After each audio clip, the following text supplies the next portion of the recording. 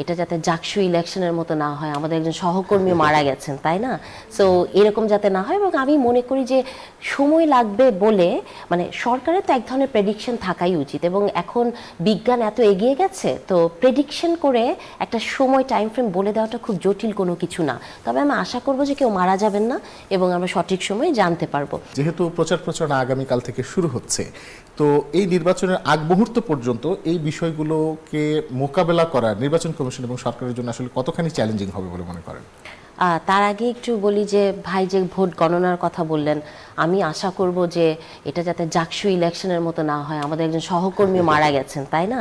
So এরকম যাতে না হয়, এবং আমি মনে করি যে সময় লাগবে বলে মানে সরকারের তো এক ধরনের প্রেডিকশন থাকাই উচিত, এবং এখন বিজ্ঞান এত এগিয়ে গেছে, তো প্রেডিকশন করে একটা সময় টাইম ফ্রেম বলে দেওয়াটা খুব জটিল কোনো কিছু না। তবে আমি আশা করব যে কেউ মারা যাবেন না এবং আমরা সঠিক সময়ে জানতে পারবো। আপনি যেটা বলছেন এটা ভেরি রাইটলি বলেছেন, বিকজ আমরা যেমন ধরেন আমি একটা ফটো কার্ডের জন্য মামলা খেয়েছি, তাই না?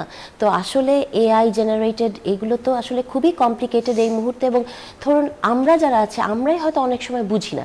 তবে দেখেন এই সরকারই কিন্তু মানবাধিকার কমিশন করতে পারে নাই, তথ্য কমিশন করতে পারে নাই। হ্যাঁ, যাদের কাজ ছিল, তথ্য কমিশনটা হওয়ার তো দরকার ছিল, তাদের কাজ ছিল এগুলো মনিটর করা। এখন সরকারকে তো এটা জবাবদিহি করতে হবে, সরকার কতখানি এই ব্যাপারে মানে তার স্বচ্ছতা দেখাচ্ছে। যেমন ধরেন এআই বোঝাটা, আপনি দেখেছেন ইন্ডিয়াতে মনে হয় একটা আইন হচ্ছে যে এআই রিলেটেড কোনো ভিডিও থাকলে নিচে এটাকে থাকতে হবে লেখা যে এআই জেনারেটেড। হ্যাঁ, আমাদের তো এমন অবস্থা হয়েছে যে আপনি বেগম খালেদা জিয়ার মৃত্যুর সময় দেখেছেন না, যে কত ছবি ম্যাডামের এখানে ওখানে ছড়িয়েছে, এবং আপাত দৃষ্টিতে ধরেন আমাদের কাছেই দেখে মনে হয় যে রিয়েল। তো এটা তো আসলে একটা বিরাট চ্যালেঞ্জ, এবং আমি মনে করি যে সরকার এই জায়গাটাতে ঠিক মানে অতটা শক্ত ভূমিকা নিতে পারে নাই।